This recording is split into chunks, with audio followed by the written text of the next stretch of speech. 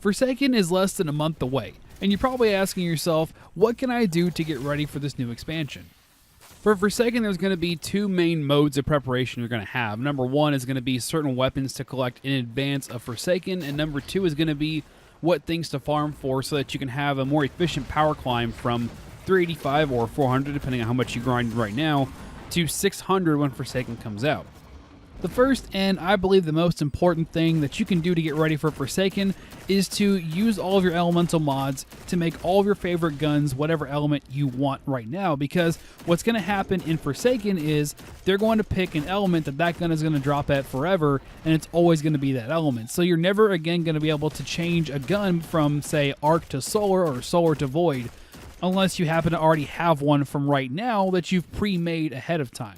Now, there's going to be some exceptions to this rule here, and that's going to be with the Escalation Protocol Shotgun and Sniper.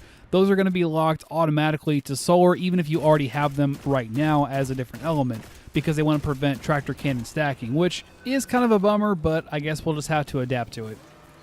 Anything that is not an elemental mod can honestly just be deleted right now because it's going to have no use and no place in Forsaken. The next most important step is to get yourself ready for a massive amount of infusions on day one. This, of course, is going to require you to have a healthy supply of Glimmer, Legendary Shards, and tokens. But the new thing that you should be definitely farming for, in fact I would say to focus almost 100% of your attention on this right now, is planetary materials. That's going to be your Dusklight Shards, your Arcane Spores, your Phase Glass, your Data Lattice, and your Seraphite, because those are not only going to be how you level up with the vendors when they retire the old token system in Forsaken, but it's also going to be how you pay for infusions. The fact that it's going to have a dual purpose means they're going to run out even faster and they're not going to stretch as far. So your best bet is to, right now, farm the absolute crap out of all those materials in as much as you possibly can.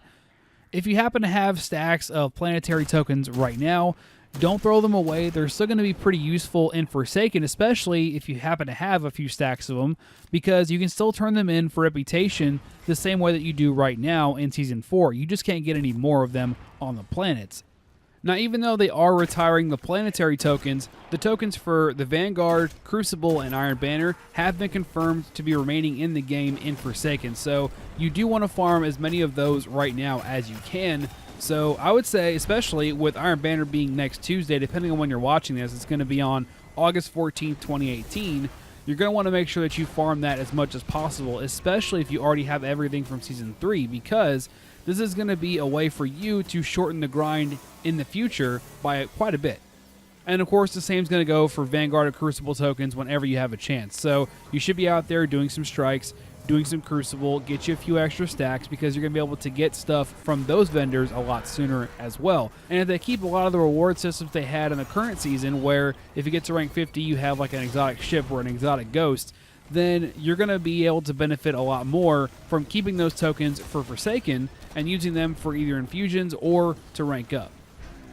So now that we've covered all the general topics, being which guns to farm, which resources to farm to make your power climb much more efficient and easier, I do want to cover a little bit about how to prepare for Eververse, because the changes coming are going to make the experience, I think, much faster and much more efficient, but you can do something right now to make that an even better experience for yourself. The new Eververse is going to see the return of the Prismatic Matrix and a bounty system which is designed to kind of encourage and increase your ability to get more Bright Dust and the items in Eververse a lot easier. Now, they're also going to be adding new items to the Eververse store too that are not what we have in Season 3. We're going to have projections from our ghosts, we're going to have legendary ornaments, so there's more to get in addition to an easier grind to get there. In preparing for this, there are two approaches that I would recommend.